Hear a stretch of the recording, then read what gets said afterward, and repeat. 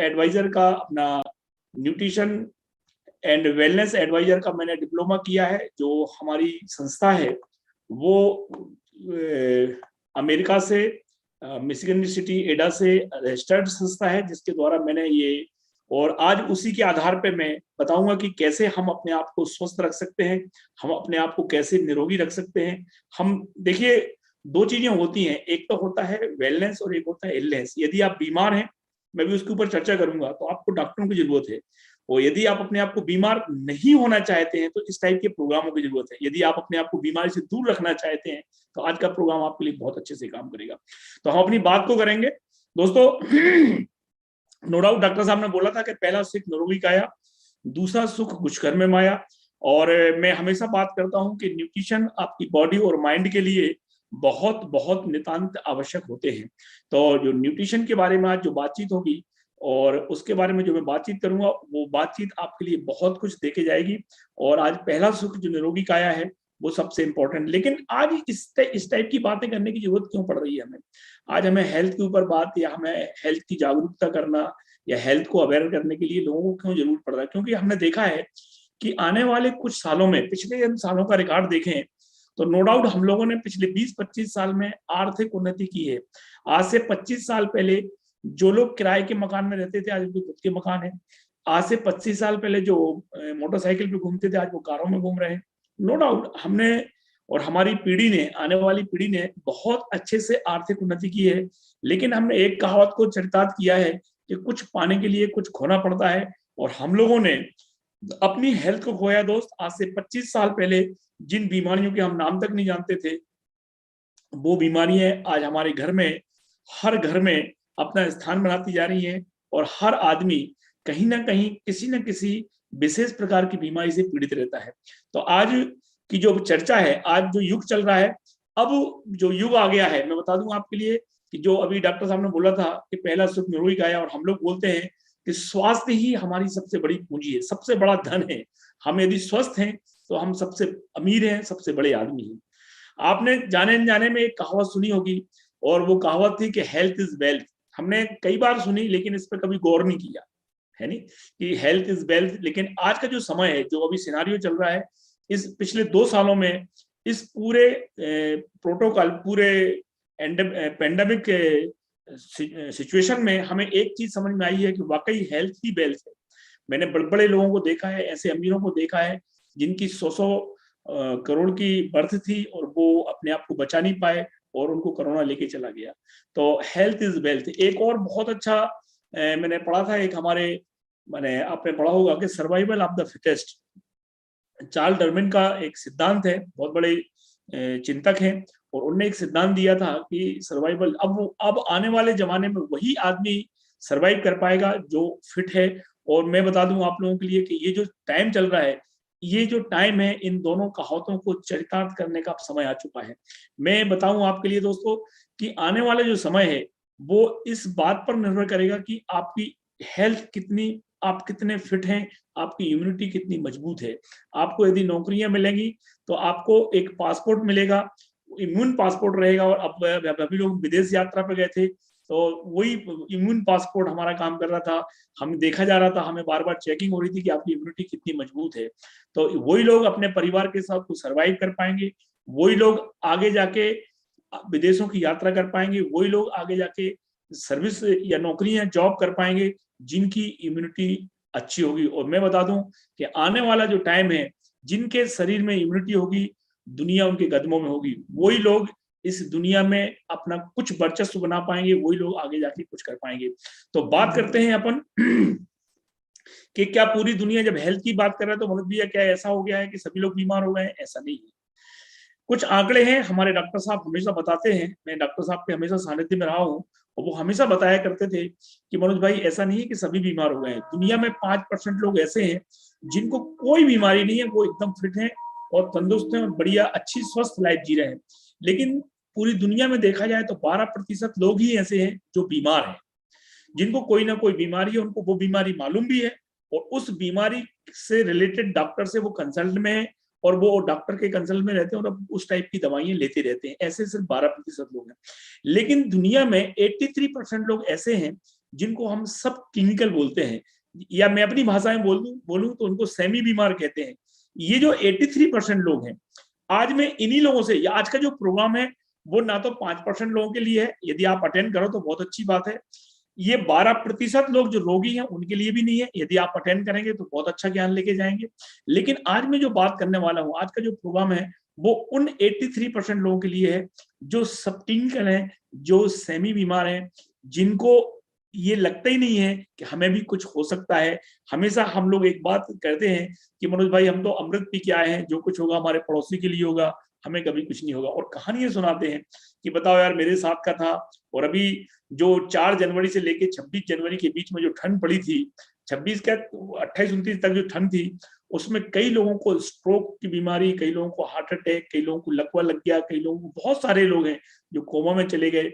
और वो लोग ये चर्चा तो करते हैं लेकिन वो ये नहीं मानते हैं कि मनोज भाई हमें भी कभी कुछ हो सकता है। आज मैं 83% लोगों से बात कर रहा हूं और इनसे एक मैं प्रश्न पूछना चाहूंगा।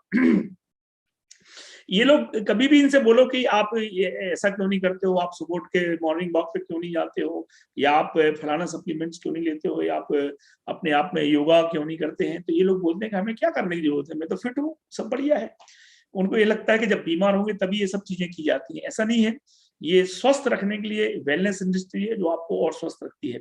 तो 83% लोग उनसे जब मैं बातचीत करता हूं तो बातचीत के दरमियान वो लोग बताते हैं कि हाँ यार मनोज भाई, जब मैं मंजन करता हूं तो मेरे दांतों में से ब्लड सा आ जाता है, लेकिन है कुछ नहीं। जब मैं आलकी पालकी मार के बैठता हूँ, 10-15 मिनट बैठा रहता हूँ, तो दोनों पांव सुन्न हो जाते हैं, लेकिन है कुछ नहीं मुझे। मैं रात में सोता हूं तो मेरा ये वाला हाथ एकदम सुन्न हो जाता है, ऐसा लगता है ही नहीं, मेरी नींद खुल जाती है, लेकिन है कुछ नहीं। मैं नीचे बैठता हूँ, एकदम जोर से उठता हूँ तो एकदम ऐसा चक्कर सा आ जाता है, लेकिन है कुछ नहीं। लोग बोलते हैं कि सर मैं जब मैं लंबी यात्रा करता हूँ कार में या बस में और ट्रेन में, तो मेरे पाँव पे सूजन आ जाती, जूते टाइट हो जाते हैं, लेकिन है कुछ नहीं। कुछ लोग बोलते हैं मेरा सिर हमेशा हल्का हल्का सा दर्द बना रहता है, लेकिन है कुछ नहीं। कुछ लोगों के बाल झड़ना चालू हो गए हैं, लेकिन है कुछ नहीं। ये सब क्या है? शरीर में कोई अलार्म, शरीर कोई अलार्म वॉच नहीं है कि आपके 3 बजे घंटी बज जाएगी या 4 बजे तो कोई आप अलार्म बज जाएगा। कोई, ये अलार्मिंग सिग्नल्स कहलाते हैं जो हमारी बॉडी बीच बीच में हमें देती रहती है कि मेरे भाई आपको कोई बड़ी बीमारी होने वाली है। ये सब अलार्मिंग सिग्नल्स हैं। मैं इन 83% लोगों से हमेशा एक प्रश्न पूछता हूं कि आप सभी लोग मुझे एक प्रश्न का जवाब दें और उससे अपन इस मीटिंग को अच्छे से कर पाएंगे, इसको आपको समझ में भी आएगी कि आप जिन लोगों को जानते हैं, जो आपके परिवार के हैं, जो रिश्तेदार हैं, जिनसे आप मिलते जुलते रहते हैं, उनमें से, उन सभी लोगों में से ऐसे 5 लोगों के नाम बताएं जिनके बारे में आपको लगता है कि वो संपूर्ण स्वस्थ है, उनको कोई बीमारी नहीं है। ये एक प्रश्न है, अपने आप से पूछिए। आप अभी सभी लोग, जितने लोग मुझे सुन रहे हैं, जो जूम पे हैं या जो यूट्यूब पे हैं, आप अपने आप 5 लोगों के नाम लिखिए कि आप ऐसे 5 लोगों के नाम लिखिए जिनके बारे में आपका ओपिनियन है कि उनको कोई बीमारी नहीं है, वो संपूर्ण स्वस्थ है। तो आपका दिल क्या जवाब दे रहा है? मालूम आपका दिल क्या जवाब दे रहा है? अधिकतर 90 के 99% लोगों का दिल जवाब दे रहा है कि मोहित भैया ऐसा तो शायद ही कोई होगा, ऐसा तो शायद ही कोई होगा। बात ये नहीं है कि आप उन 5 लोगों के नाम नहीं बता पाए, बात इंपॉर्टेंट ये है कि आप उन 5 लोगों में अपने आप को भी नहीं रख पा रहे हो कि चलो 4 हमें नहीं मालूम, लेकिन मनोज स्थापक तो संपूर्ण स्वस्थ है। हम अपने आप को भी उन स्वस्थ लोगों की गिनती में नहीं रख पाते। हाँ, यदि इस प्रश्न को मैं ऐसे पूछता कि आप ऐसे 5 लोगों के नाम बताइए जिनको कोई ना कोई बीमारी है, तो मेरे भाई आप 5 नहीं 15 लोगों के नाम बता देते कि हमारे फूफा जी को शुगर है, हमारे बुआ जी को आर्थराइटिस है, हमारे फलाने को जिनका को ये है, उनको ये है, और आप 10 लोगों को 15 लोगों की लिस्ट बना के दे दोगे कि इनको ये बीमारी है। लेकिन जब स्वस्थ लोगों की बात आती है तो आजकल मैंने देखा है कि अब स्वस्थ, जैसे पहले पैसा कमाया जाता था, अब स्वास्थ्य को भी अर्न करना पड़ रहा है। यदि आप स्वास्थ्य को अर्न नहीं करेंगे तो आप बहुत पीछे रह जाएंगे, और भगवान ने जो हमें अच्छी लंबी आयु दी है, वो आयु का हम आनंद नहीं ले पाएंगे। तो बात करते हैं इन 83% लोगों की, कि ये आज मैं इन 83% लोगों को बताने वाला हूं कि ये बीमारियां, जो आजकल बीमारियां आप जानते हैं, इनके क्या कारण है और क्या निवारण है। तो अपन कारण और निवारण पे बात करेंगे। बीमारियां 2 प्रकार की होती हैं। एक तो ऐसी बीमारी होती है जो फैलने वाली बीमारी होती है, जो अभी जिस बीमारी से हम लोग रोज 2-5 कर रहे हैं पिछले 2 साल से, हर बार पहली लहर, दूसरी लहर, तीसरी लहर, को हम लोग करते हैं और उसको हम हमेशा लड़ाई लड़ रहे हैं अभी हम लोग। ये फैलने वाली बीमारी, लेकिन कुछ ऐसी बीमारियां भी हैं जो फैलने वाली नहीं है लेकिन फिर भी वो हर घर में अपना घर बना चुकी हैं। तो अपन बात करते हैं सबसे पहले जो फैलती नहीं है बीमारी, उनकी बात करते हैं। नॉन कम्युनिकेबल डिसीज, ये बीमारियां क्या क्या है? सबसे खतरनाक जो बीमारी है इस वक्त पे, वो बीमारी है डायबिटीज। आपने देखा होगा कि अधिकतर लोग, जो मैंने तो अब देखा है कि अभी मैं एक हॉस्पिटल में गया था किसी को देखने के लिए, तो वहां पे एक 10 साल का बच्चा बैठा हुआ था और उसको जबरदस्त डायबिटीज थी। माने बहुत जबरदस्त तरीके से वो डायबिटिक था और मैंने उनके मम्मी पापा से बोला तो वो बेचारे वो हो गए। और मैंने एक पेपर में पढ़ा था कि डायबिटीज की चपेट में पूरी दुनिया लगभग आ चुकी है और इंडिया को तो डायबिटीज की राजधानी घोषित कर दिया है जाने अनजाने में। माने डायबिटीज एक ऐसी बीमारी हो गई है कि अब लोग इसके हैबिचुअल हो गए, इसको खतरनाक नहीं मानते, जबकि ये सबसे डेंजरस और सबसे खतरनाक बीमारी है। यदि किसी को बीमारी डायबिटीज हो गई है तो बाकी की बीमारियां उसके साथ ऑटोमेटिक आ जाती है, जैसे ग्लाइकोमिया है, जैसे साइलेंट हार्ट अटैक है, किडनी फेलियर्स है। ऐसी बीमारियां ऑटोमेटिक उसको फ्री में मिल जाती, गिफ्ट के रूप में मिल जाती डायबिटीज के साथ में। माने एक के साथ 3 फ्री का ऑफर है ये। ब्लड प्रेशर की बीमारी इतनी सामान्य टाइप की हो गई है कि हम लोगों ने स्टेटस सिंबल बना लिया है कि यदि आप 30-35 साल के हो और यदि आपको ब्लड प्रेशर नहीं है तो लोग अब बड़े आपको हिकारत की दृष्टि से देखते हैं कि क्या यार तुम्हारा लिए ब्लड प्रेशर नहीं है क्या? ब्लड प्रेशर तो होना ही चाहिए, क्योंकि इतनी ऐसी दुनिया में हम लोग जिंदा है जहां पर बहुत प्रेशर रहता है, इसलिए हमारा ब्लड प्रेशर बढ़ जाता है। हाइपरटेंशन, आजकल हम लोग हाइपरटेंशन दिवस मनाने लग गए हैं कि हाइपरटेंशन दिवस है। ये बहुत खतरनाक बीमारी है दोस्त, और लोग इससे पागल तक हो जाते हैं। हार्ट डिसीज के बारे में आपको बहुत सारी जानकारी होगी, वैसे मैं बताता हूँ कि पिछले 50 दशकों में जब हमारे यहाँ कोई हार्ट अटैक को मूठ मारना बोलते थे, ऐसी बीमारी समझते थे लोग कि किसी ने मंत्र पढ़ के फेंक दिया और वो उसको मूठ आई और मर गया, वो ऐसा समझते थे।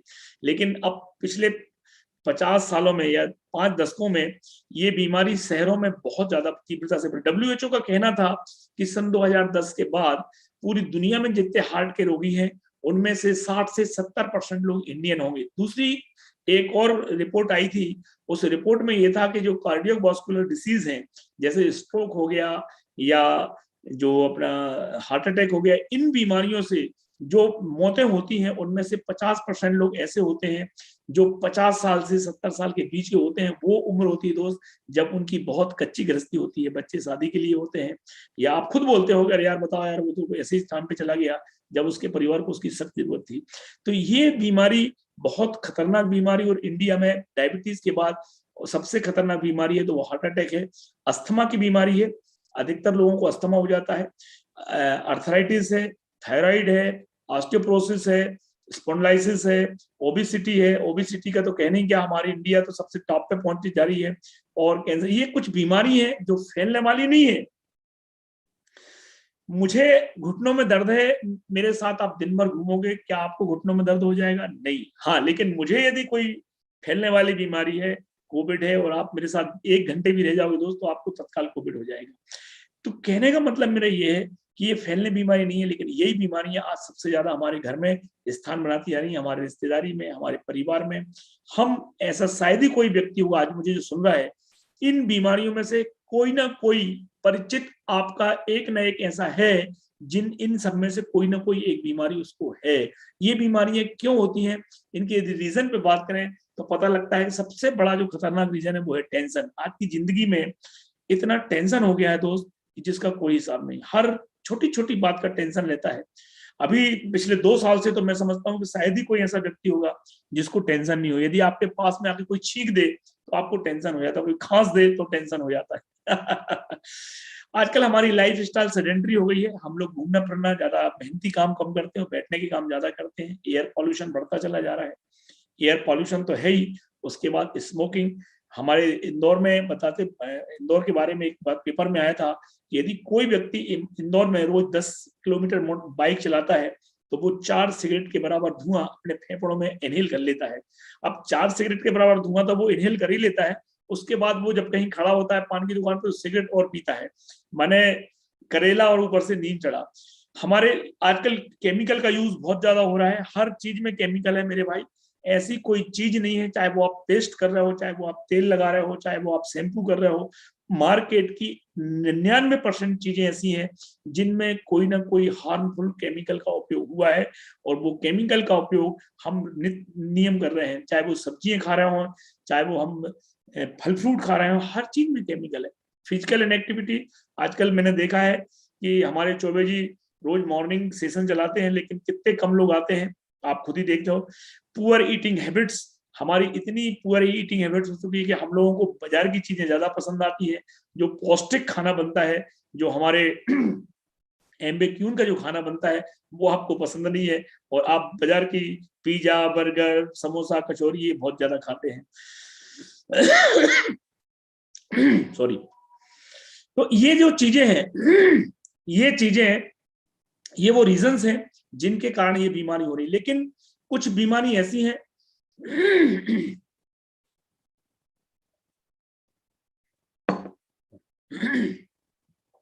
जिनको हम फैलने वाली बीमारी कहते हैं, कम्युनिकेबल डिसीज कहते हैं, और उनमें फ्लू है जो अभी चल रहा है, कोविड-19 है।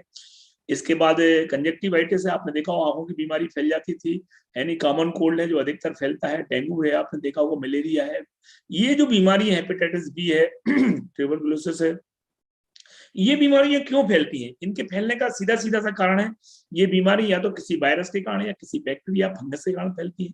इन बीमारियों में फैलने का पहला कारण होता है हाइजीन, हम लोग साफ सफाई नहीं रखते हैं।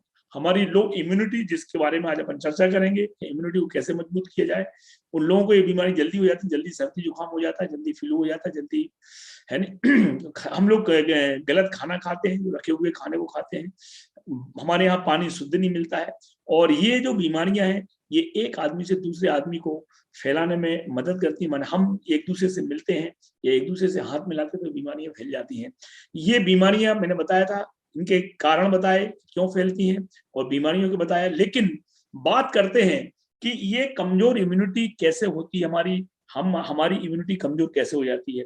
तो मैंने अभी जो पहली बीमारी जो ना फैलने वाली बीमारी थी, नॉन कम्युनिकेबल डिसीज के बारे में बात की थी कि ये क्यों होती है, टेंशन, लाइफस्टाइल, एयर पोल्यूशन, यानी use chemical, physical inactivity, poor eating habits, लो इम्यूनिटी, ये सब चीजों से हमारे शरीर में एक चीज उत्पन्न होती है जिसको हम बोलते हैं फ्री रेडिकल। यहाँ पे अपन कोई ज्यादा ज्ञान नहीं लेंगे, लेकिन ऐसे कुछ होते हैं जो हमारी प्राणवायु होती है, ऑक्सीजन, जब उसमें से एक एटम कम हो जाता है तो वो वही प्राणलयन वायु बन जाती है, उसको हम फ्री रेडिकल कहते हैं। ये फ्री रेडिकल हमारी बॉडी में एक चीज उत्पन्न करते हैं, हमारी बॉडी में सने सने जिस जगह पे इकट्ठे हो जाते हैं वहां पे उसको डैमेज करना चालू कर देते हैं। और ऐसा सुना है मैंने कि फ्री रेडिकल्स यदि ज्यादा हो जाए तो आपका डीएनए तक डिस्टर्ब हो जाता है उससे, और आपकी बॉडी में एक चीज आ जाती है, उसको बोलते हैं बुढ़ापा।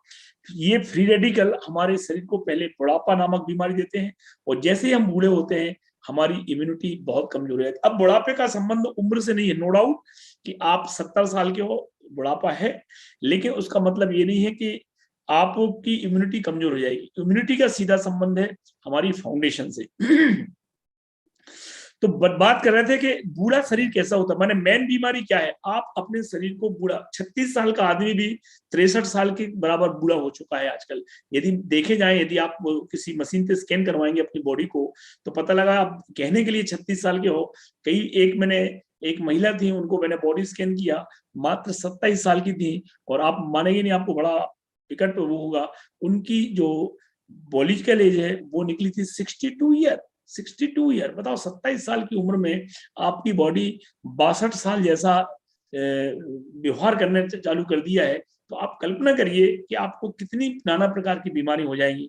तो ये जो बुढ़ापा है, ये बुढ़ापा होता क्या है, कैसे बुढ़ापा आता है, इसके ऊपर मैंने एक थोड़ा सा एग्जाम्पल दिया आपके लिए कि बुढ़ापा किसे कहते हैं या कमजोर इम्यूनिटी कैसे कहते हैं। ये दो चबूतरे हैं, इनको आप चबूतरा मानिएगा, क्योंकि मैं बता नहीं सकता था तो मैंने ये आपको इमेज बनाई है। ये दो चबूतरे, एक चबूतरा है जो आपके लेफ्ट हैंड में दिख रहा है, वो लिपा पोता बिल्कुल सीमेंटेड चबूतरा है, और एक राइट हैंड में जो चबूतरा दिख रहा है इसमें से कुछ ईंटें गिर रही हैं। अब मैं आपसे पूछता हूं कि यदि आपको एक या दो ईंट चाहिए है तो आप किस चबूतरे में से निकालना पसंद करेंगे? तो अधिकतर लोगों का आंसर होगा कि मनोज भैया हम राइट हैंड वाले चबूतरे जो टूट रहा है उसी में से ईंट निकाल लेंगे। इसी को हम बुढ़ापा कहते हैं, इसी को कमजोर इम्यूनिटी कहते हैं। जब आपके फाउंडेशन, आपकी बॉडी की फाउंडेशन कमजोर हो चुकी होती है, तो बीमारियां उसी कमजोर चबूतरे में से ईंटें निकाल लेती हैं और उसी में से बीमारियां आती जाती हैं। मैं एक व्यक्ति से मिलने गया तो उन्होंने एक ऐसी फाइल रख दी, सारी बीमारियां थी कैंसर छोड़कर उनके लिए, ब्लड प्रेशर, शुगर, ये वो तमाम बीमारियां। मैंने उनसे बोला कि मैंने कि बहुत पैसा, बहुत कमाई की आपने, तो मैंने ये फाइल आप सरकार में पहुंचा दो, तो हो सकता है बीमारियों का कोई राष्ट्रपति पुरस्कार होगा तो वो आपको जरूर मिल जाएगा है। तो कहने का मतलब ये है कि हमारी सारी ईंटें निकल चुकी हैं हमारी बॉडी में से, माने हमारा चबूतरा बिल्कुल भी मजबूत नहीं है। और एक पेपर में आया था कि युवाओं को बुजुर्ग बनाती है ये 5 बीमारियां। इन 5 बीमारियों के बारे में मैंने लिखा हुआ है, आप देख सकते हैं कि ये बीमारियां आपको कैसे बुजुर्ग बना देती हैं। जैसे ही आपको ब्लड प्रेशर हाई लो होना चालू होता है, आपको डायबिटीज होती है कम उम्र में, और आपको ये जब इनकी दवाइयां खाते हैं तो आप बीमार, बुजुर्ग, बहुत उम्र में आप 28 साल के हो, उम्र में 38 साल के हो, लेकिन आप बुजुर्ग हो चुके हो, आप बूढ़े हो चुके हो। तो बात ये आती है कि इस चबूतरे को कैसे मजबूत करें। मेन बीमारी है बुढ़ापे से हम अपने आप को कैसे बचवाएं, हम अपने फाउंडेशन को कैसे मजबूत करें। जैसे एक मकान रहता है और मकान की फाउंडेशन यानी उसकी नींव जितनी मजबूत होगी वो मकान उतने सालों तक चलता। जिस मकान में आप रह रहे हैं उसकी मजबूती किस बात पर निर्भर करती है, उस मकान की नींव के ऊपर करती है कि उसकी नींव कितनी मजबूत है, वो उतने साल चलेगा। सेम का सेम हमारा शरीर है, हमारे शरीर की फाउंडेशन जितनी मजबूत होगी हमारे शरीर की इम्यूनिटी उतनी ज्यादा मजबूत होगी और हम उतने लॉन्ग लास्टिंग रहेंगे, उतने लंबे साल तक हम अपने आप को स्वस्थ रख पाएंगे। तो बात करते हैं कि हम अपनी फाउंडेशन, हम अपनी इम्यूनिटी को कैसे मजबूत कर सकते हैं। इसके लिए डब्ल्यूएचओ ने 4 पिलर की बात की है। जब डब्ल्यूएचओ ने बताया है कि आपको ये 4 काम यदि नित्य नियम करते हैं तो आप अपनी फाउंडेशन को मजबूत रख सकते हैं, आप अपनी इम्यूनिटी को मजबूत रख सकते हैं। सबसे पहला है रेगुलर एक्सरसाइज। रेगुलर एक्सरसाइज की जब हम बात करते हैं तो हमारी इंडिया के कुछ आंकड़े हैं और इसमें बताया जाता है कि इंडियंस में आजकल जो टाइम चल रहा है उसमें करीब करीब 60 से 70% लोग ऐसे हैं जो 8 से 10 घंटे बैठ के रोज काम करते हैं। माने कहने का मतलब जो फिजिकल इनएक्टिविटी यहीं पे शो हो जाती है। बात करते हैं पुरुषों के बारे में, तो इंडियन के जो इंडिया के पुरुष हैं उन 72% पुरुष ऐसे बोल रहे थे, ऐसा पाया गया कि उनका व्यायाम के प्रति कोई रुचि नहीं है, उनको लगता है कि व्यायाम करना बेवकूफी है। 85% महिलाएं ऐसी हैं जो व्यायाम के प्रति बिल्कुल जागरूक नहीं है, ना उनको व्यायाम करना अच्छा लगता है। और भारतीयों में जब इन सब चीजों के आंकड़े निकाले गए थे तो कम से कम 35% लोग ऐसे हैं, पुरुष और महिलाएं, जिनका वजन, उनके वजन ओबिसिटी की ओर बढ़ चुका है या ओबीज हो चुके हैं वो लोग, या उनका ओवरवेट हो चुका है, ऐसे लोग हैं। माने होना चाहिए उनका वजन 70 किलो, लेकिन वो हो चुके हैं 80 और 85 किलो के। तो ये जो चीजें हैं, ये चीजें हमें बताती हैं कि एक्सरसाइज कितनी कमजोर है हमारे यहाँ। और यदि हम एक्सरसाइज करना चालू कर दें, सिंपल सी एक एक्सरसाइज है कि यदि आप 6000 कदम, वैसे तो 10,000 कदम डेली चलना चाहिए, लेकिन यदि आप 6000 स्टेप भी डेली रेगुलर चल रहे हैं तो आप अपने आप को स्वस्थ रख सकते हैं, अपनी इम्यूनिटी को मजबूत रख सकते हैं। दूसरा है एडिक्वेट रेस्ट। हमारे यहाँ सोने के बारे में वैसे हम लोग बहुत आगे हैं पूरी दुनिया में, जब भी मौका मिलता है चौका मार देते हैं, लेकिन फिर भी 7 से 8 घंटे साउंड स्लीप, गहरी निद्रा होना चाहिए।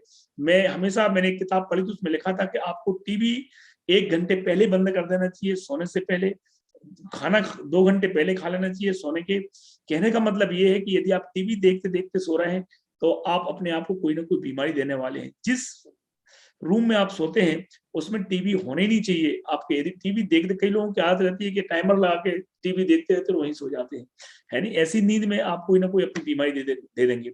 अगला है पॉजिटिव मेंटल एटीट्यूड। हमारे इंडिया में, ये दुनिया का पहला देश है जहां पर शुरू से, बचपन से हमें सिखाया जाता है कि हमेशा अच्छा सोचो, अच्छा बोलो, अच्छा खाओ, अच्छे रहो। अच्छी सोच ही आपके लिए आपकी इम्यूनिटी को मजबूत करती है। अच्छी सोच ही आपकी इम्यूनिटी को मजबूत करती है। इसके लिए बुक रीडिंग, अच्छी एसोसिएशन, अच्छी संगत में रहो, भगवान के संगत में रहो। आप मंदिर जाते हैं, आपने देखा होगा आपका एटीट्यूड पॉजिटिव हो जाता है, तो अच्छी संगत होना चाहिए। और सबसे इंपॉर्टेंट चीज है वो है गुड न्यूट्रिशन। गुड न्यूट्रिशन की जब बात आती है तो हम न्यूट्रिशन के ऊपर हम निर्भर हैं। हम जब भी गुड न्यूट्रिशन की बात आती है तो हमें अच्छा पोषण मिलता है हवा के द्वारा, पानी के द्वारा और भोजन के द्वारा। अब हम देखें तो ये जो 3 चीजें हैं, इन 3 चीजों पे हमारी इम्यूनिटी 50% डिपेंड करती है। रेगुलर एक्सरसाइज, एडिक्वेट रेस्ट और पॉजिटिव एटीट्यूड। 50% इम्यूनिटी तो हमारे हाथ में है, हम मजबूत कर सकते हैं, लेकिन बाकी की जो 50% इम्यूनिटी है, जो गुड न्यूट्रिशन है, इस चीज के लिए हम दूसरों पर निर्भर होते हैं। पानी हमारे घर में होता नहीं है, एयर प्रदूषण सिर्फ हमारे हाथ में नहीं है, पूरी दुनिया में हवा जो ऐसी है हमें मिलेगी, और जो खाना है वो कैसी सब्जी आ रही है मार्केट में, क्या पेस्टिसाइड इंसेक्टिसाइड डाले जा रहे हैं, ये हम डिपेंड करते हैं दूसरों के ऊपर। तो बात करते हैं दोस्तों कि गुड न्यूट्रिशन की, तो ये 3 चीजें तो आज आपको समझ में आया, तो ये 3 चीजें तो आपके हाथ में है। आपकी एक्सरसाइज आपको ही करना पड़ेगी, मेरी करने से आपकी एक्सरसाइज पूरी नहीं होगी। एडिक्वेट रेस्ट आपको, अपना एडिक्वेट रेस्ट आपको खुद करना पड़ेगा। पॉजिटिव अपने आप को, हमेशा कई लोग बहाने हमेशा बीमारी के ही बनाते हैं। छुट्टी लेना होगी तो बीमारी का बहाना, किसी के यहाँ नहीं जाना है तो बीमारी का बहाना, किसी के यहाँ लेट पहुंचे तो बीमारी का बहाना, कुछ गड़बड़ हो गई तो बीमारी का बहाना। ये नेगेटिव एटीट्यूड खत्म करिए, पॉजिटिव ये आपको खुद करना पड़ेंगे। लेकिन बात करते हैं गुड न्यूट्रिशन की, तो जब भी हम गुड न्यूट्रिशन की बात करते हैं तो मैंने बताया था कि हम 3 चीजों पर आधारित हैं। सबसे पहले हवा, दूसरा पानी, और तीसरा हमारा भोजन। हवा के बारे में मैंने बताया कि एयर पॉल्यूशन आपको खुद मालूम है, मैं ज्यादा बताने की कोई मतलब ही नहीं है। पानी के बारे में भी आपको मालूम है कि कैसा पानी पी रहे हैं आप, और फूड के बारे में। लेकिन गुड न्यूट्रिशन हमें 2 प्रकार के होते हैं। कुछ ऐसे न्यूट्रिशन होते हैं जो हमें अधिक मात्रा में लगते हैं, और कुछ ऐसे न्यूट्रिशन होते हैं जो हमें कम मात्रा में चाहिए, जरूरत होती है, लेकिन जरूरत होती है उनकी। और ये माइक्रो और माइक्रो न्यूट्रिशन हमें बॉडी के लिए हमारी फाउंडेशन को मजबूत प्रदान करते हैं। तो मैं जो बात कर रहा था कि अच्छी हेल्थ, गुड हेल्थ, अच्छी हेल्थ का मतलब है अच्छी फाउंडेशन, हमारे शरीर की नींव मजबूत है, और यदि हमारे शरीर की नींव मजबूत है तो हमारी इम्यूनिटी भी उतनी ही मजबूत होगी। तो इसका मतलब ये है कि सबसे इंपॉर्टेंट चीज यदि कोई है हमारी हेल्थ और इम्यूनिटी को मजबूत करने में, तो वो है हमारी फाउंडेशन। और शरीर की फाउंडेशन के ऊपर यदि हम बात करें तो पता लगता है कि हमारे शरीर की जो फाउंडेशन है वो है, यदि हड्डियों को एक तरफ कर दें, हड्डियों की चर्चा ना करें और बाकी के शरीर की यदि हम चर्चा करें, तो हमारे शरीर में लगभग 60% पानी होता है, लगभग 20% प्रोटीन होता है, 12% हमारे बॉडी में फैट होता है, 7% विटामिन और मिनरल होता है, और 1% कार्बोहाइड्रेट होता है। इन सारी 5 चीजों से मिलके हमारे शरीर की फाउंडेशन, हमारे शरीर की नींव बनी हुई है। और WHO कहता है कि यदि इन 5 चीजों को यदि आप अपने शरीर में प्रॉपर मात्रा में लेते हैं, तो आप पूरी जिंदगी में कभी भी किसी भी बीमारी से आपका रूबरू नहीं होगा, आप स्वस्थ रहेंगे, अपने आप को निरोगी रख सकेंगे, आपकी इम्यूनिटी बहुत मजबूत रहेगी यदि ये 5 चीजें आप प्रॉपर लेते हैं। तो एक एक चीज के बारे में बताऊंगा मैं कि इस चीज का क्या महत्व, कितनी मात्रा में लेना चाहिए, और अपनी बात को अपन खत्म करेंगे। सबसे पहले बात करते हैं पानी की कि स्ट्रॉन्ग हमारी फाउंडेशन और इम्यूनिटी के लिए पानी हमारे शरीर में कितना, मैंने भी बताया था कि सबसे इंपॉर्टेंट जो घटक है हमारी बॉडी का वो पानी है, 60% पानी है। पानी के काम क्या है हमारे शरीर में, तो आपको समझ में आएगा कि कितना इंपॉर्टेंट है पानी। पहले मुझे लगता था पानी सिर्फ नहाने और प्यास लगने पीने के लिए है और साफ सफाई के लिए पानी लगता है, लेकिन जब मैंने पढ़ा इसके बारे में तो बहुत मुझे लगा कि बहुत इंपॉर्टेंट रोल है पानी का शरीर में। शरीर के टेम्परेचर, जो आपका टेम्परेचर है, मैंने कई लोगों से पूछा कि बताओ हमारे शरीर का कितना टेम्परेचर होता है, लेकिन कोरोना ने आप सबको याद दिला दिया है, हर आदमी अपने घर में थर्मामीटर रखता है और टेम्परेचर नापता है कि टेम्परेचर तो नहीं बढ़ रहा है। आजकल हर मॉल में कहीं भी जाओ दुकान पे तो वो टेम्परेचर देखते की मशीन होती है, तो अब आपको टेम्परेचर याद आ गया कि क्या टेम्परेचर। हमारे शरीर का जो टेम्परेचर होता है उसको मेंटेन करने में पानी की प्रमुख भूमिका होती है। ये जो टेम्परेचर है यदि 1 डिग्री कम हो जाए या 1 डिग्री बढ़ जाए तो शरीर में लेने के देने पड़ सकते हैं। तो शरीर के टेम्परेचर को मेंटेन करने में पानी, आपने देखा होगा कुछ लोगों को ठंड में जल्दी ठंड लग जाती है या गर्मी में जल्दी लू लग जाती है, उनके शरीर में पानी की कमी होने के कारण उनको जल्दी ठंड लग जाती है, माने ठंड के मौसम में भी बीमार हो जाते हैं, गर्मी के मौसम में लू लग जाती है। दूसरा इंपॉर्टेंट रोल है पानी का खून में। हमारे जो पानी हमारे शरीर में जो ब्लड है उसमें 92% रोल पानी का होता है, हमारे शरीर को हाइड्रेट रखता है पानी। आपने देखा होगा कि अभी ठंड का मौसम था और आपके शरीर एकदम खुश्क हो जाता था, कई लोगों की तो स्किन फटने लग जाती है जिनमें पानी की कमी होती है। पानी शॉक एब्जॉर्बर का काम करता है। आपको चोट कोई लगती है तो आपने देखा होगा, जैसे हड्डी है ये, यहाँ कोई चोट लगे तो गुमड़ा बन जाता है, सूज जाता है। माने उस ये हड्डी और स्किन के बीच में 5-7 मिलीमीटर की स्किन है, उसके बाद हड्डी है, लेकिन उस हड्डी पे वो चोट ना पहुंचे, पानी ने यही उस शॉक को एब्जॉर्ब कर लिया। शरीर में हम जाने अनजाने में उल्टी सीधी चीजें खाते रहते हैं, और शरीर में, हमारे शरीर में हम जाने अनजाने में, कोई आपने ककड़ी खा ली या उसमें कौन सा कीटनाशक डला था, आपने गाजर खा ली, मूली खा ली, ऐसी बहुत सारी चीज सब्जियां खाते रहते हैं। हमारे शरीर में जाने अनजाने विषैले तत्व जाते रहते हैं। उन विषैले तत्वों को निकालने में पानी की प्रमुख भूमिका होती है। हमारे शरीर में उत्पन्न टॉक्सिन्स को मल मूत्र पसीने के द्वारा बाहर निकालता है। पानी हमारी स्किन के लिए, पानी हमारे बालों के लिए, पानी हमारी आंखों के लिए बहुत इंपॉर्टेंट है। और मैं बता दूं आपके लिए दोस्त कि हमारे शरीर में जो वजन बढ़ता है, मोटापा, एक कारण पानी भी है। जो लोग कम पानी पीते हैं वो उनके शरीर में वेट गेन करने, बहुत जल्दी वेट गेन करने लग जाते हैं वो लोग, और मोटे होने लग जाते हैं। तो पानी के बारे में जो कहावत थी कि पानी ही जिंदगानी है, कितना पानी पीना चाहिए हमें? 8 से 12 गिलास पानी तब पीना चाहिए हमें प्यास न लगी। यदि प्यास लगने पे आप पानी पी रहे हैं, इसका मतलब है कि आप रिजर्व में गाड़ी लग गई थी और आप रिस्क लेके 50-60 किलोमीटर आगे निकल गए हैं, और अब गाड़ी कहीं भी खड़ी हो सकती है। तो आपको 8 से 12 गिलास यदि पानी पीते हैं तो आपकी फाउंडेशन मजबूत रहेगी, आपकी इम्यूनिटी मजबूत रहेगी। अब दूसरा सबसे इंपॉर्टेंट घटक है, वो है प्रोटीन। हमारी बॉडी में 20% प्रोटीन होता है, जो सबसे इंपॉर्टेंट रोल अदा करता है। प्रोटीन को बॉडी का बिल्डिंग ब्लॉक कहते हैं दोस्त। प्रोटीन का वही महत्व हमारे शरीर में, जो महत्व ईंटों का, रेत का और सीमेंट का हमारी मकान को बनाने में जो महत्वपूर्ण रोल था, आप कल्पना कर सकते हैं क्या ईंटों के बगैर मकान कभी बनाया जा सकता है? तो आपको मन में उत्तर आएगा नहीं। सेम हमारी बॉडी में प्रोटीन को बॉडी का बिल्डिंग ब्लॉक कहते हैं। प्रोटीन के बगैर बॉडी की कल्पना करना बहुत असंभव है। शरीर के की रोग प्रतिरोधक जो हमारी इम्यूनिटी है, रोग प्रतिरोधक क्षमता को बढ़ाने में सबसे प्रमुख भूमिका होती है प्रोटीन की, माने इम्यूनिटी जिसके ऊपर अपन चर्चा कर रहे हैं। शरीर में हार्मोन्स व एंजाइम के लिए सबसे इंपॉर्टेंट रोल अदा करता है प्रोटीन। हमारी हड्डियों के लिए, और हमारी एक होते हैं अस्थियां और एक उप अस्थियां होती हैं, जिनको हम कार्टिलेज कहते हैं। उनके निर्माण में प्रोटीन का बहुत इंपॉर्टेंट रोल होता है। जो जोड़ों के बीच में कार्टिलेज होते हैं उनके लिए, शरीर की नवनिर्माण के लिए, हमारा शरीर पूरे, डॉक्टर साहब बताते हैं कि 11 महीने में शरीर फिर से अपनी रीबिल्डिंग प्रोसेस कर लेता है। जब हम 7-8 घंटे सोते हैं तो जो हमारे दिन भर में टूट फूट हुई है शरीर में, जो हमने दौड़ भाग गुस्सा करके काम करके, जो हमारी टिश्यूज हैं, जो हमारे कोशिकाएं सेल्स हैं डैमेज हुए, उनको मरम्मत करने में प्रोटीन की प्रमुख भूमिका होती है।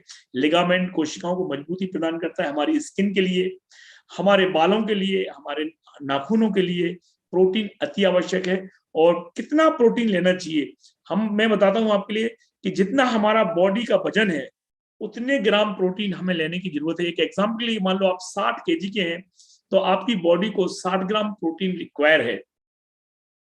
लेकिन कुछ पेपरों में आया था, और अभी कुछ एक बहुत बड़ी रिसर्च हुई थी, एक संस्था है IMRB ने एक रिसर्च करके और बताया कि जो इंडिया में एडल्ट्स लोग हैं उनके ऊपर एक रिसर्च हुआ, और उस रिसर्च में जो रिपोर्ट आई, आपको मैं कुछ अच्छे अखबारों की कटिंग बता रहा हूं, जो नामी अखबार हैं, जैसे टाइम्स ऑफ इंडिया है या हिंदुस्तान टाइम्स है, इस टाइप के पेपरों में जो कटिंग आई थी बता रहा हूं मैं। और उसमें बताया गया था कि इंडिया के 80% लोग प्रोटीन डिफिशियंसी से सफर कर रहे हैं। माने उसमें उन्होंने पूरा डिक्लेयर कर दिया था कि भारतीय लोगों के जो थाली में जो खाना खा रहे हैं उसमें 70% प्रोटीन की कमी आ चुकी है। इंडिया में 10 इंडियंस में 9 इंडियंस को प्रोटीन की कमी है। ये जो मैं आपको आंकड़े बता रहा हूँ, ये मेरे आंकड़े नहीं दोस्त, ये मनगढ़ंत आंकड़े नहीं है। आप गूगल पे जाके सर्च कर सकते हैं, आपको मालूम पड़ जाएगा कि भारत के 80% से अधिक लोगों को प्रोटीन की कमी आ चुकी है। प्रोटीन कितना इंपॉर्टेंट है हमारे लिए, हमारी बायोलॉजिकल एज, हमने जो बताया था ना कि आप हो 36 साल के लेकिन 63 साल के हो गए हो, ये कैसे हो जाता है मैं अभी बताऊंगा आपके लिए। ये प्रोटीन की कमी के कारण हो जाता है। आप अंदर बायोलॉजिकल एज बढ़ जाती है, अंदर से बूढ़े हो जाते हैं। हर 10 में से 9 भारतीयों में प्रोटीन की कमी पाई गई। अब आपको लग रहा होगा कि मनोज भैया आप डरा रहे हो। डरा नहीं रहा हूं मैं, आपको कुछ एक एग्जांपल देता हूं, उससे आपको मालूम पड़ जाएगा कि हम भारतीयों का एक सामान्य भोजन क्या होता है और कैसे प्रोटीन हमारी डिफिशियंसी में तब्दील हो जाता है और कैसे हमारा प्रोटीन कम हो जाता है। मैं एक एग्जाम्पल ले रहा हूँ कि एक आदमी है जो 75 किलोग्राम का है, और आप भी इस एग्जाम्पल के साथ अपने आप को रिलेट कर सकते हैं कि आप में प्रोटीन की कमी है कि नहीं है। आप पेन कापी है, मैंने बोला था शुरू में कि लेके बैठे डायरी पे लिखें आपका वजन कितना है, आप लिख लें और उतने ग्राम आपको प्रोटीन की जरूरत है। अब हमारा जो सामान्य भोजन होता है, एक डाइट में लिखता हूँ आपके लिए, हमारे इंडियंस की एक सामान्य जो डाइट है, देखो आप बहुत अच्छा खाना खाते हो, मैं भी अच्छा खाना, सब आदमी यही बोलते हैं, लेकिन जब एवरेज खाना निकाला जाता है जब एवरेज निकाला जाता है तो एवरेज हमारी डाइट ये है, जो मैं अपने बारे में बता रहा हूँ कि हम जो ब्रेकफास्ट करते हैं उसमें एक आध कोई पोहा खा लेते हैं, पराठा खा लेते, जो भी खा लेते हैं आप, एक प्लेट पोहा ले लिया, एक गिलास दूध ले लिया आप, सुबह लंच में आप एक कटोरी दाल लेते हैं, 4 रोटी लेते हैं, एक प्लेट चावल लेते हैं, एक सब्जी लेते हैं, एक सामान्य भोजन की बात कर रहा हूँ मैं। डिनर यदि हम लें तो एक दाल लेते हैं, 4 रोटी लेते हैं, एक सब्जी ले लेते हैं, एक गिलास दूध ले लेते हैं। ये अधिकतर लोगों की डाइट है, ये सामान्य इंडियन की डाइट लगभग यही डाइट रहती है। हाँ, कभी कभार कुछ चेंज हो जाता है, वो अलग चीज है, ठीक है ना। अब यदि हम देखें कि उस आदमी को 75 ग्राम प्रोटीन की जरूरत थी, उसकी डाइट पूरे दिन भर की यदि हम कैलकुलेट करें, और मैं आपको अभी जो अगला प्रोटीन का प्रोग्राम करेंगे संडे के दिन, उसमें आपको प्रोटीन कैलकुलेटर बताएंगे कि कैसे आप प्रोटीन को कैलकुलेट कर सकते हैं। तो उसने टोटल 53 ग्राम प्रोटीन लिया। यदि इसका हम ग्राफ बना के देखें तो इस व्यक्ति को नीड थी 75 ग्राम प्रोटीन की, ये यदि अपने आप को स्वस्थ रखता है, इम्यूनिटी मजबूत रहती, लेकिन इसने लिया कितना, 53 ग्राम प्रोटीन। इसको कितना गैप हो गया, करीब 22 ग्राम प्रोटीन का डेली गैप हो रहा है। अब ये गैप कब से हो रहा है तो होने दो, कौन सी अपनी बॉडी है, दूसरे के शरीर है, क्या बिगड़ जाएगा। इसलिए लोगों के इतने बड़े बड़े पेट हो जाते हैं, ऐसे थुलथुल हो जाते हैं, चलते नहीं मिलता है, कार्टिलेज खत्म हो जाता है। तो मैंने देखा है जब प्रोटीन डिफिशियंसी होती है तो नाना प्रकार की बीमारियां आपको पकड़ना चालू कर देती हैं, और उनमें से एक डायबिटीज भी है। अब हम देखते हैं कि जो गैप हुआ था, ये गैप ही आगे जाके किसी न किसी डिसीज में कन्वर्ट हो जाता है, और यही वो बीमारी का कारण है कि कैसे हम बीमार हो जाते हैं। आपने भी हो सकता है अपना यदि डाइट चार्ट नहीं बनाया तो उस वीडियो को फिर से देखिएगा और अपना रोज का लिखिएगा कि आपको प्रोटीन की जरूरत है कि नहीं है, आप कितना प्रोटीन ले रहा हो अपनी खाने में। अब देखा जाए कि प्रोटीन में हम लेंगे कहाँ से, प्रोटीन का सोर्स क्या है, तो मैं आज जिस प्रोटीन के बारे में बात कर रहा हूँ दोस्त, वो दुनिया का सबसे बेहतरीन प्रोटीन है। क्यों बेहतरीन प्रोटीन है, क्योंकि ये प्रोटीन आपको गारंटी के साथ मिलता है कि खोलो खाओ, मजा नहीं आए तो आप 30% खाने के बाद वापस कर दो, इतने गारंटेड। कोई भी कंपनी इतनी गारंटी के साथ अपने प्रोटीन को नहीं बेचती है। ये जो प्रोटीन है, जो आज जिस प्रोटीन की मैं बात कर रहा हूँ, आल प्लांट प्रोटीन की, ये आपके लिए जो वायरल और बैक्टीरियल इन्फेक्शन है उससे लड़ने में आपके शरीर को मजबूती प्रदान करता है। इसमें 9 असेंशियल अमीनो एसिड हैं। ये 9 असेंशियल अमीनो एसिड आपकी जो बॉडी में जो सबसे छोटी कोशिका होती है, जो यूनिट होती है, उसको सेल कहते हैं, उस सेल को मजबूती प्रदान करते हैं उनको बनाने में, और हमारी इम्यूनिटी को बूस्ट करने में सबसे इंपॉर्टेंट रोल अदा करते हैं। जिस प्रोटीन की मैं बात कर रहा हूँ आज आपसे, आल प्लांट प्रोटीन की, उसकी 1 ग्राम 1 चम्मच में, माने एक सर्विंग में 80 ग्राम प्रोटीन होता है। यदि आप 1 चम्मच प्रोटीन लेते हैं तो उसमें आपको 80% माने 8 ग्राम प्रोटीन मिलता है। 10 ग्राम प्रोटीन लेते हो तो 8 ग्राम प्रोटीन मिलता है उसको, जो आपके बॉडी वेट के हिसाब से आप उतना ले सकते हैं। इसका पिडिकॉस स्कोर 1 है, जो WHO ने एक स्कोर बना रखा है नहीं, प्रोटीन डाइजेस्टिव के लिए कितना डाइजेस्ट हो रहा है आपका, खा तो रहे हो प्रोटीन। कई लोग बोलते भैया हमें पचेगा नहीं, ये प्रोटीन लेंगे तो आपका डाइजेस्टिव स्कोर इसका 1 है, माने ये इजी तरीके से आपको डाइजेस्ट होता है। ये जिस प्रोटीन की बात कर रहा हूँ। इसके बाद हमारी इम्यूनिटी को मजबूत करने के लिए जो सबसे इंपॉर्टेंट तीसरा घटक है वो है फैट। फैट के बारे में हम ऐसा कहते हैं कि फैट बुरे होते हैं, लेकिन ऐसी बात नहीं दोस्त, ये आधा ज्ञान है। फैट हमारे शरीर के लिए बहुत जरूर होते हैं, और शरीर में 12% फैट है। और मैं आपको बता दूं कि जो सबसे इंपॉर्टेंट हमारे शरीर का हिस्सा है वो फैट से बना है, उसको मस्तिष्क कहते हैं। दिमाग के लिए फैट, बोलते ना कि आपके दिमाग घी खाओ तो आपका दिमाग थोड़ा अच्छा चलने लग जाएगा। तो फैट का बड़ा रोल है।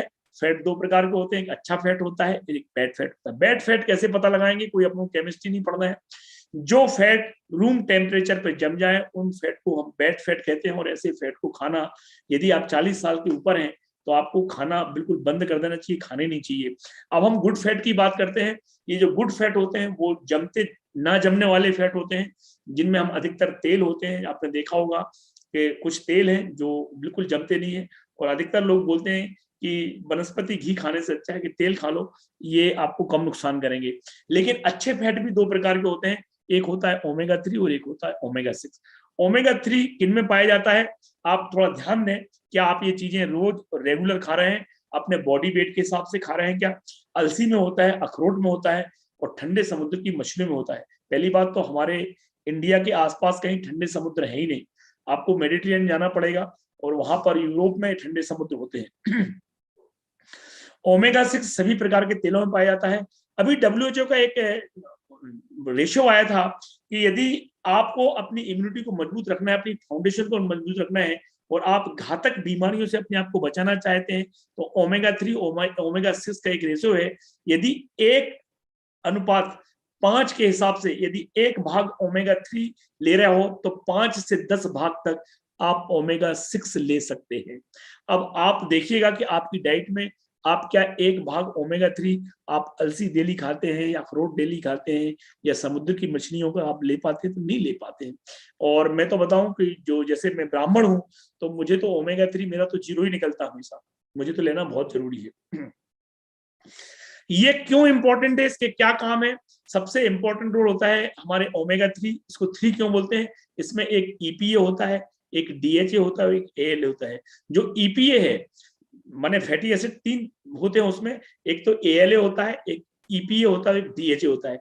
जो ईपीए होता है ये हमारे जो हमारी खून में चिपचिपा द्रव्य होता है जिसको ट्राइग्लिसराइड कहते हैं, उसको रेगुलेट करता है, जिससे हमारे हार्ट के लिए ईपीए बहुत अच्छा काम करता है, गुड फॉर हार्ट। हमारे मस्तिष्क के विकास के लिए डीएचए हमारे सेंट्रल नर्वस सिस्टम को मजबूती प्रदान करता है। और आपने देखा होगा कि अधिकतर बच्चों के लिए अधिकतर डॉक्टर्स बोलते हैं इसको डीएचए वाला कोई प्रोटीन पाउडर या कोई ऐसी चीज दे जिससे इसके दिमाग में का विकास होगा और अच्छे से याददाश्त अच्छी होगी। हमारे बालों के लिए, हमारी स्किन के लिए फैट बहुत जरूरी है। फैट सॉल्युबल विटामिन होते हैं, जो vitamin A, vitamin D, vitamin E, vitamin के, ये तभी हमारी बॉडी में घुलते हैं जब हम कहीं ना कहीं से कोई फैट लेते हैं, और यही हमारे लिए इम्यूनिटी को मजबूत प्रदान करते हैं। यही विटामिन हमारे शरीर में जो सूजन वाली बीमारी होती है, इन्फ्लेमेटरी जो रहती है, जो कहीं पे भी सूजन हो जाना या सूजनकारी जो बीमारियां हैं, उनको नियंत्रित करने में, जिसको हम लोग इम्यूनो डिसीज कहते हैं, उनको मेंटेन करने में हमारा फैट बहुत रोल करता है। तो कितना फैट लेना चाहिए आपको ओमेगा 3 और ओमेगा 6 का? अब देखा जाए कि मार्केट में कहां से हम ओमेगा 3 लाएंगे, लेकिन कुछ पेपर की कटिंग बताता हूं मैं आपके लिए, कि ये मैं नहीं बोल रहा, जैसे मैंने वहां पेपर बताए थे आपके लिए, ये बड़े बड़े पेपर, ये हिंदुस्तान टाइम्स की लेख है, उसमें आया था कि सेहतमंद जिंदगी कुंजी ओमेगा 3। यदि आप ओमेगा 3 ले रहे हो तो सबसे इंपॉर्टेंट कुंजी का रोल अदा करता है आपके लिए, मेन रोल अदा करता है ओमेगा 3। बच्चों के लिए जो बताया था मैंने, ओमेगा 3 से बढ़ती है मेमोरी। यदि आपकी मेमोरी लॉस होने लग गया है तो आपको ओमेगा 3 लेना बहुत जरूरी। स्त्री स्वास्थ्य का अमृत है ओमेगा 3। ये हमारे राज्य एक्सप्रेस में इंदौर में ही आया था और ये बहुत बड़ा लेख है। और इसमें बताया गया था कि महिलाओं का जो सर्कल है बीच वाला, जो कमर के इर्द गिर्द का सर्कल जो बढ़ने लग जाता है, यदि कोई ओमेगा 3 ले रहा है तो वो सर्कल बढ़ने से वो अपने आप को रोक सकती है। ओमेगा 3 कौन सा लेना चाहिए? मैं आज जिस ओमेगा 3 की बात कर रहा हूँ ये न्यूट्राइट का सालेमन ओमेगा 3 है, और जो बहुत इंपॉर्टेंट है हमारे हार्ट के लिए और हमारे nervous system, central nervous system के लिए। ये हमारे, मैंने बताया था कि हमारे शरीर में कोलेस्ट्रॉल लेवल को मेंटेन करने में बहुत मदद करता है। ये हमारी इन्फ्लेमेशन जो बीमारियां होती हैं उनको, और ये सबसे जो ऑटो इम्यून डिसीज होती है जिनके लिए हम बोल रहे थे कि सूजनकारी बीमारी है, ऑटो इम्यून डिसीज जो होती है उनसे लड़ने में ओमेगा 3 बहुत मदद करता है, जो बहुत इंपॉर्टेंट रोल अदा करता है ओमेगा 3। तो ओमेगा 3 जिस व्यक्ति ने आज आपको लिंक भेजी थी उससे समझिएगा कि ओमेगा 3 हम कहाँ से लें। अब सबसे इंपॉर्टेंट चीज है जो हमारा चौथा घटक है, मैंने पहला बताया था पानी, प्रोटीन, फैट। अब बताते हैं हम लोग चौथा घटक है कि विटामिन और मिनरल। ये हमारी बॉडी के लिए बहुत आवश्यक चीजें हैं, और 13 विटामिन और 11 मिनरल हमारे शरीर के लिए अति आवश्यक है, एसेंशियल है। मैंने देखा है कि विटामिन और मिनरल हमारे शरीर की रोग प्रतिरोधक क्षमता को मजबूती प्रदान करते हैं। कहने का मतलब है कि इम्यूनिटी को मजबूत करने में सबसे बड़ा रोल अदा करते हैं विटामिन और मिनरल। हमारे शरीर को बुढ़ापे से, बूढ़ा होने से रोकते हैं विटामिन और mineral.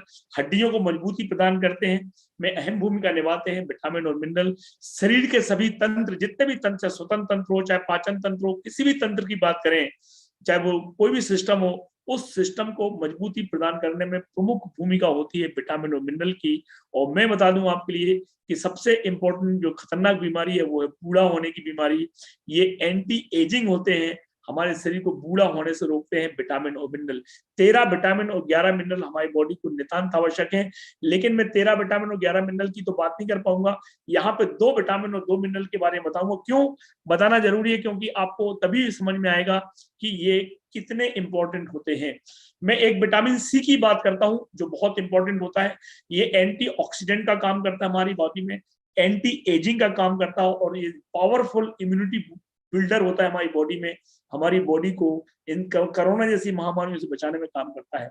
Vitamin C 200 milligram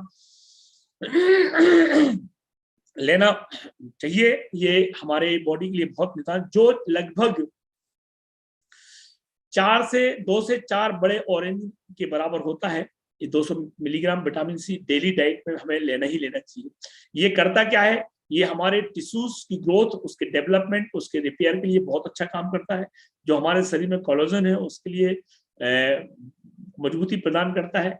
iron जो हम लोही तत्व खाते हैं, जो हम आयरन लेते हैं, उसको हमारी शरीर में कितना लग रहा है वो उसको एब्जॉर्बिशन के लिए बहुत जरूरी है। हमारे इम्यून सिस्टम को मजबूती प्रदान करता है। हमें यदि कोई चोट लग गई, हमें कोई घाव हो गया, तो उसको भरने में मदद करता है।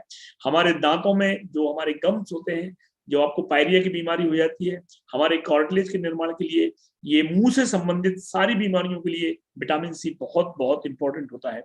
कितना विटामिन सी लेना चाहिए? 200 मिलीग्राम, लगभग 2 से 4 संतरे। लिखते रहना आप कि कितने संतरे खाना पड़ेंगे आपको। मिनिमम 2 से 4 संतरे डेली खाना पड़ेंगे। दूसरा विटामिन ई है, जो लगभग हमारे बॉडी को डेली जरूरत होती है 1500 इंटरनेशनल यूनिट की, जो 85 ग्राम बादाम के बराबर होती है।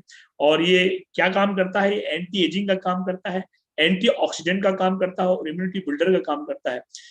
ये जो सबसे इंपॉर्टेंट चीज है, ये हमारी बॉडी को फ्री रेडिकल इफेक्ट से प्रोटेक्ट करता है, हमारी सेल्स के लिए खास तौर पे। तो दूसरा है कि हमारे कोलेस्ट्रॉल को बैलेंस करने में मदद करता है। हमारे बालों के लिए, हमारी स्किन के लिए बहुत इंपॉर्टेंट रोल अदा करता है। ये हमारी आंखों की दृष्टि को मजबूती प्रदान करता है। और सबसे इंपॉर्टेंट चीज है उनके लिए जिनके यहाँ प्रेगनेंसी में दिक्कत आती है या प्रेगनेंसी नहीं हो पा रही है, तो वो प्रेगनेंसी के लिए बहुत इंपॉर्टेंट रोल अदा करता है विटामिन ई। ये कितना लेना था मैंने बोला था आपको, ध्यान रखिएगा। 85 ग्राम बादाम, माने 85 ग्राम बादाम के बराबर डेली विटामिन ई की हमारी बॉडी को जरूरत होती है।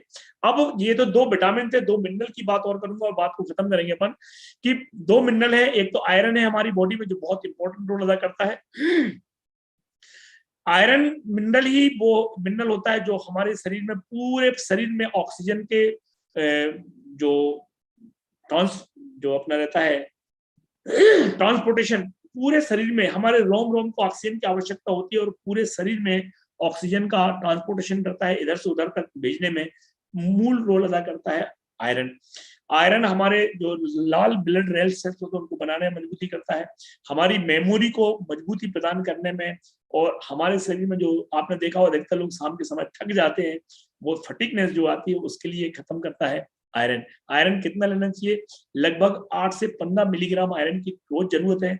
और ये इतना आयरन लेने के लिए आपको लगभग 1.5 किलो पालक का जूस निकाल के पिएंगे, तब जाके उतना आयरन मिल पाएगा आपके लिए। एक और मिनरल है जो इंपॉर्टेंट मिनरल है, वो है कैल्शियम। कैल्शियम लगभग 1000 से 1200 मिलीग्राम हमें डेली डाइट में चाहिए। और इतना लेने के लिए, इतना कैल्शियम लेने के लिए हमें करीब करीब 5 से 6 गिलास दूध पीना चाहिए। आप कल्पना करिए कि 5 से 6 गिलास दूध। इसका काम क्या है हमारी बॉडी में? हमारे दांतों के लिए, हमारी बोन्स के लिए, मसल्स और बोन दोनों के लिए, हमारे शरीर में हार्मोन्स जो डिसबैलेंस हार्मोन्स को बैलेंस करने के लिए, हमारी ब्लड जो पतला हो जाता है, क्लॉटिंग नहीं हो पाती, उसके लिए, मसल्स जो हमारे होते हैं उनके कंस्ट्रक्शन और रिलैक्सेशन के लिए, और सबसे इंपॉर्टेंट चीज हमारे नर्वस सिस्टम को, और जो हार्ट बीट रहती है, जो हार्ट का होता है, उसके लिए कंट्रोल, हार्ट बीट को कंट्रोल करने में कैल्शियम प्रमुख रोल अदा करता है। और खास तौर पर मैंने देखा है कि हड्डियों के लिए तो बहुत इंपॉर्टेंट है। कितना कैल्शियम लेना चाहिए आपको? 1000 से 1200 मिलीग्राम, और जो 5 से 6 गिलास दूध में होता है। मैंने अभी 13 विटामिन और 11 मिनरल की बात में से 2 विटामिन और 2 मिनरल की बात की है। यदि इनको हम देखें और इनका यदि हम टोटल निकालें, मैंने अभी आपको बताया था कौन सा कितना, 4 संतरे लेना है आपके लिए, 85 ग्राम बादाम लेना है, 1.5 किलो पालक लेना है, 5 गिलास दूध लेना है। यदि इनका मैं मिनिमम कॉस्ट लगाऊं तो अभी 150 रुपए रोज होता है। मैं ये नहीं बोल रहा हूं कि आप इसको खा नहीं सकते हो, मैं ये बोल रहा हूं कि खा तो लोगे आप, लेकिन आप पचा नहीं पाओगे। तो इंपॉर्टेंट चीज क्या है, क्या आप रोज इतना खा सकते हैं? और जब आप इतना नहीं खा सकते हैं, इतने विटामिन और इतने 13 विटामिन और 11 मिनरल, तो आप अपने आप को बुढ़ापे के हवाले कर देते हैं और आप अपने आप को खुद बोलने लग जाते हैं कि अब तो क्या यार 40-45 के हो गए, आधे बूढ़े तो हो ही गए, और आप बुढ़ापे को एक्सेप्ट करना चालू कर देते हैं।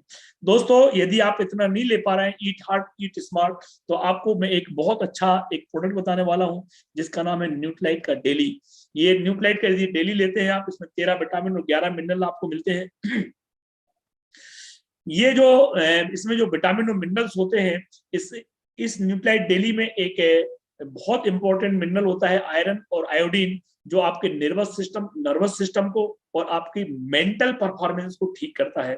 एक इसमें इंपॉर्टेंट मिनरल होता है जो होता है बायोटिन, जो आपके स्किन और हेयर के लिए बहुत इंपॉर्टेंट होता है। इसमें करीब 4 प्रकार के फाइटोन्यूट्रिएंट्स होते हैं जो आपकी बॉडी को इम्यूनिटी को बूस्ट करने में सबसे अहम रोल अदा करता है। पावरफुल एंटीऑक्सीडेंट का काम करता है।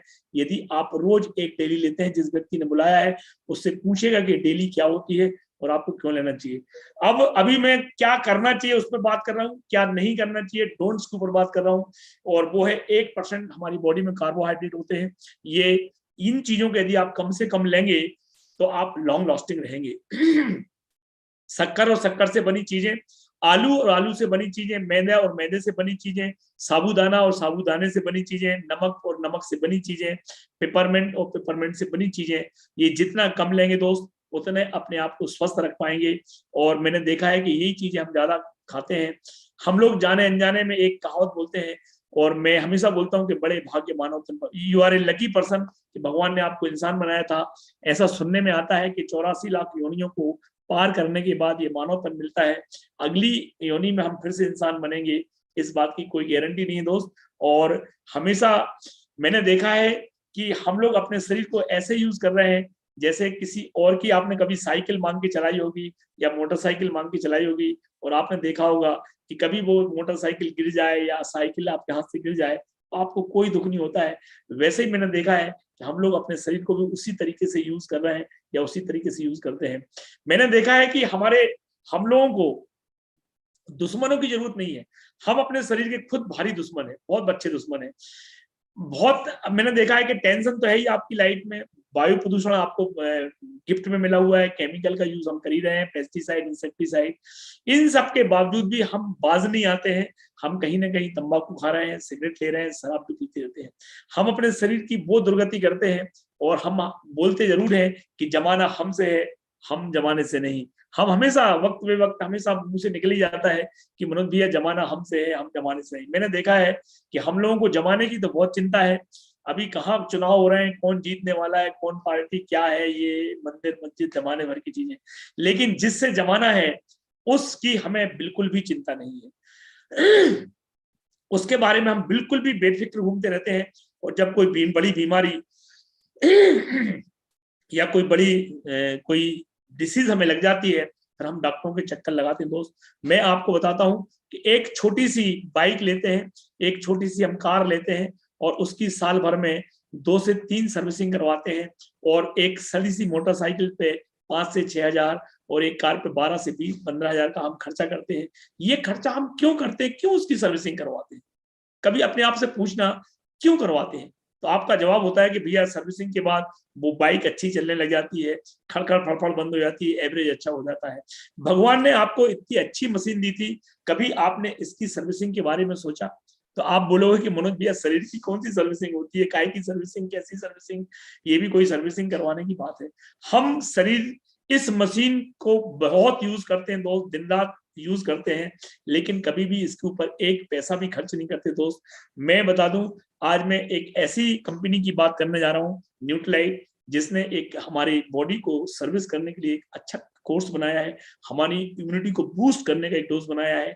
यदि आप इन्हें लेते हैं तो आप बड़ी बड़ी बीमारियों से बड़ी बड़ी महामारियों से अपने आप को सुरक्षित रख सकते हैं। और मैं यहाँ पे आपसे बोलूंगा कि इन्वेस्ट योर हेल्थ। जो अपना नहीं हुआ वो कभी किसी का नहीं हो सकता है। जिसने अपने हेल्थ के बारे में ध्यान नहीं रखा वो दूसरे के स्वास्थ्य के बारे में कैसे अच्छा सोच सकता है दोस्त। तो invest your health.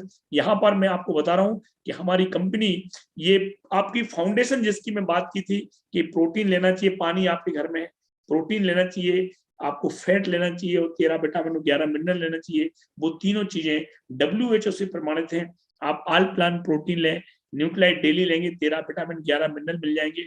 Salomon omega 3 लेंगे, इसमें आपको EPA और DHA वाला फैटी एसिड मिलेगा जो आपकी बॉडी को की फाउंडेशन को मजबूत करेगा। यदि आप इम्यूनिटी बूस्ट करना चाहते हैं तो तुलसी है वसाखा, मोलेटी, सुरासा है, अश्वगंधा है, ट्रिपल गार्ड इग्नेशिया है, इग्नेशिया सीट्रस के नाम से, विटामिन सी चेरी प्लस के नाम से, और कैलमेक डी और विटामिन डी के नाम से हमारा एक प्रोडक्ट आता है। यदि आप ये 6 प्रोडक्ट लेते हैं तो आप अपनी इम्यूनिटी को बूस्ट कर सकते हैं दोस्त। मैं यहाँ पे बोलूंगा आपसे मुझे एक बहुत अच्छा मैसेज आया था कि दोस्तों आप दुनिया के लिए एक व्यक्ति हैं, दुनिया के लिए आप एक संख्या है, लेकिन आप अपने परिवार की पूरी दुनिया है। अपना हमेशा ख्याल रखिए दोस्त, अपने ऊपर इन्वेस्टमेंट करिए। यहाँ पर मैं एक ही बात बोलूंगा कि स्वस्थ शरीर में स्वस्थ दिमाग होता है, sound mind in A sound body. आप हमेशा स्वस्थ रहें, ईश्वर से हम यही कामना करते हैं। और ये अपनी बात को यहाँ